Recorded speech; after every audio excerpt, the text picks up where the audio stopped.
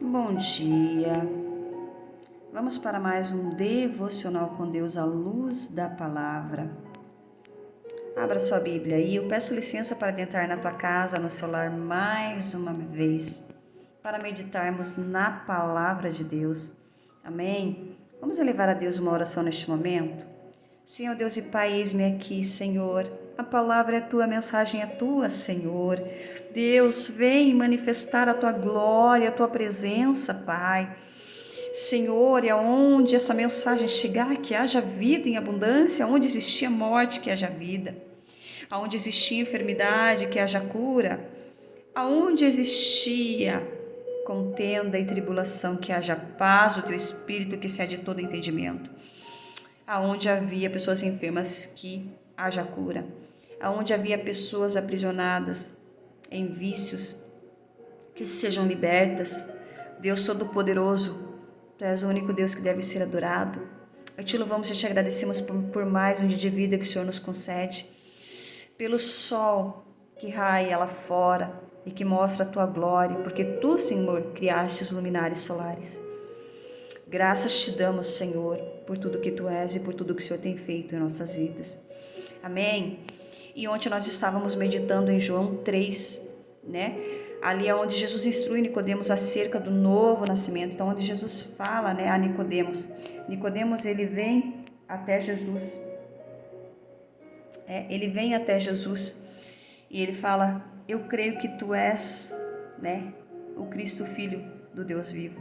Pelos sinais que, né, ele viu Jesus operando. E Jesus fala que importante é, né, que ele nasça de novo. Mas Nicodemos ali tem uma dificuldade de entender que esse novo nascimento não é um nascimento na carne, não é voltar ao útero da sua mãe, mas sim é um nascimento espiritual, porque mortos nós estávamos, né? Morte espiritual, separados de Deus pelo pecado, né?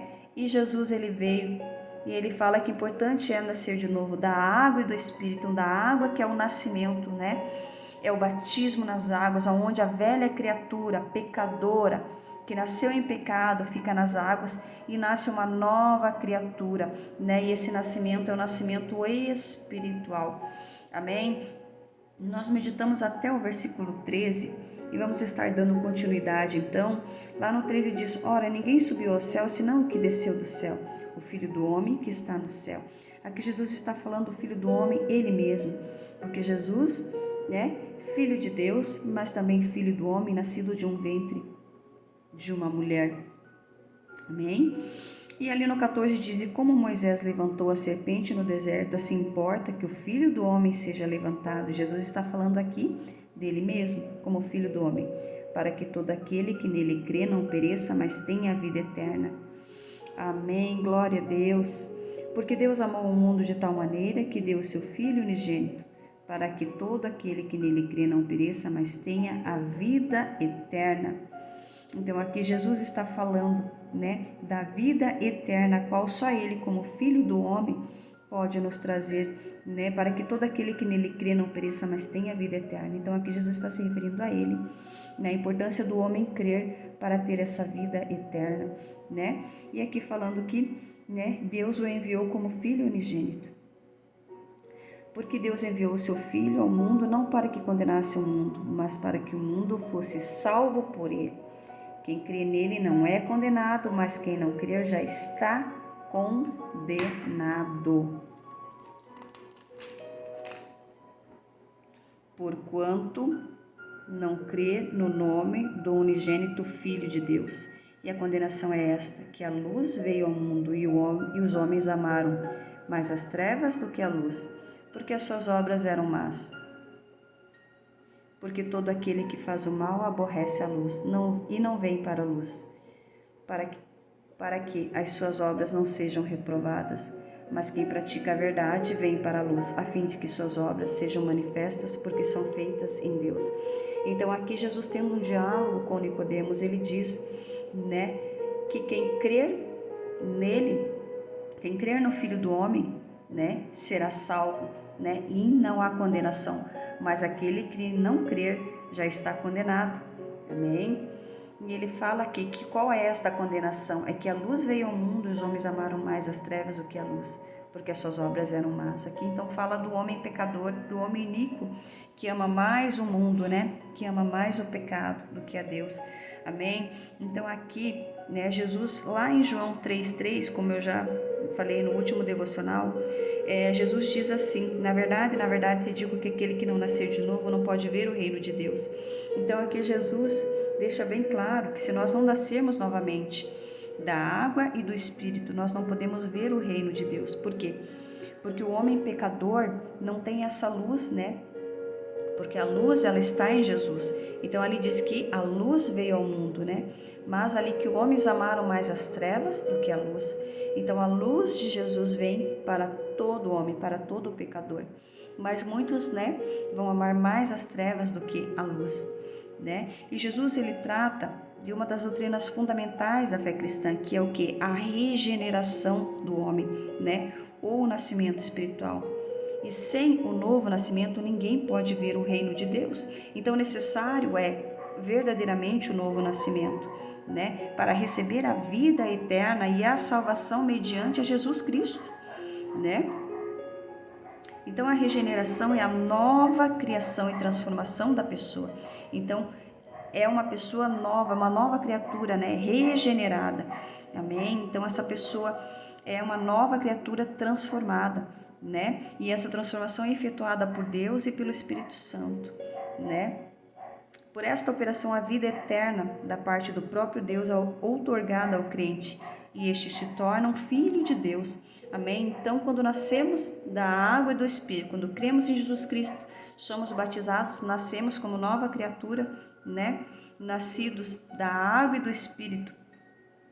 Nós somos pessoas regeneradas, né? E passamos a ter, né? A ser filhos de Deus, né? E cordeiros ao trono de Cristo. Amém? Então passamos a ser filhos, né? Uma nova criatura. E essa nova criatura já não se conforma mais com este mundo, não ama mais as coisas deste mundo, mas é criado segundo Deus em verdadeira justiça e santidade. Então a regeneração é necessária, por quê? A parte de Cristo, todo ser humano, pela sua natureza inerente e pecadora, é incapaz de obedecer a Deus e de agradar-lhe. Então isso faz parte da natureza humana, né? Da natureza pecadora, amém? Mas a regeneração, ela tem lugar naquele que se arrepende dos seus pecados e volta-se para Deus e coloca sua fé pessoal em Jesus Cristo como seu Senhor e Salvador. Amém? Então é necessário para a regeneração que haja um arrependimento genuíno, né, dos nossos pecados.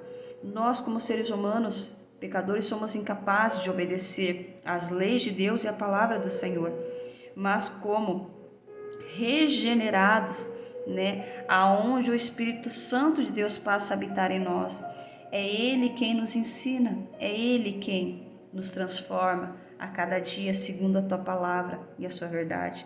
Amém? Então a regeneração tem lugar naquele que se arrepende dos seus pecados, né?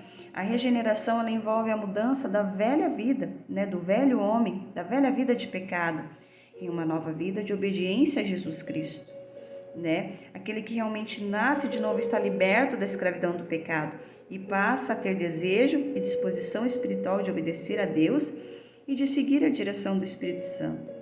Vive uma vida de retidão, né? Amando os demais crentes, né? Os irmãos, evita uma vida de pecado e não ama mais o mundo. Amém? Então, quem nos convence, né, do pecado, do juízo e da justiça é o Espírito Santo. E quando passamos a fazer, né, parte do reino de Deus e sermos templo de Jesus, é Jesus quem nos ensina, é o Espírito Santo, é a comunhão com o Senhor Jesus e com o Espírito Santo que nos ensina, né, e que nos faz a negar, né, tudo que o mundo nos apresenta e todo o pecado, toda a carnalidade. Então, quem é nascido de Deus não pode, né, fazer do pecado uma prática habitual em sua vida.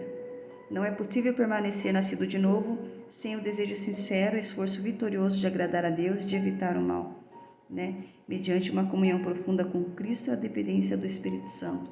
Então, assim que tem que ser a vida, né, do cristão regenerado, lavado e remido pelo sangue de Jesus, e que desceu as águas do batismo e foi lavado, né? E que nasceu, né, para viver uma vida com Deus, que nasceu do Espírito, né? Então, assim como uma pessoa que nasce do Espírito ao receber a vida de Deus, também pode extinguir essa vida ao enveredar pelo mal e viver iniquidade. As Escrituras afirmam: se viver segundo a carne, morrereis.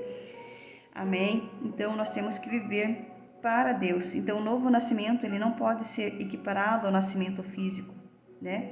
Pois o relacionamento entre Deus e o salvo é uma questão de espírito e não de carne. Então, foi isso que Jesus ali testificou para Nicodemos, né? Que esse novo nascimento é o novo nascimento no espírito e não na carne. Amém? A qual somos regenerados e lavados pelo sangue de Jesus, né? E aqui no versículo 19 diz: amaram mais as trevas do que a luz, né? Então, uma característica fundamental dos ímpios é que eles amam as trevas. Seu prazer está no pecado e na imoralidade. Mas o cristão verdadeiro, ao contrário, ama a justiça e aborrece a iniquidade. Por quê? Porque a pessoa de Cristo vive em nós, porque o Espírito Santo habita em nós, e é Ele quem nos transforma e nos molda segundo o caráter de Cristo. Amém? Né? Então, esse é o cristão verdadeiro, que ama a justiça e aborrece a iniquidade, e que se entristece quando prevalecem as ações perversas dos ímpios. Não tem prazer nos passatempos sensuais, nem na prática da conduta pecaminosa, tão abertamente manifesta na sociedade atual. Amém? Não, porque o novo cristão, né, regenerado, ele ama a verdade, ele ama a justiça, porque ele tem o caráter de Cristo. Amém? Glória a Deus. Que palavra tremenda, né, que o Senhor nos traz nessa manhã. Que você tenha aí um dia grandemente abençoado. Amém? Fica com Deus. Lembre-se que você é especial para Deus. E amanhã nós voltamos com mais um Devocional com Deus.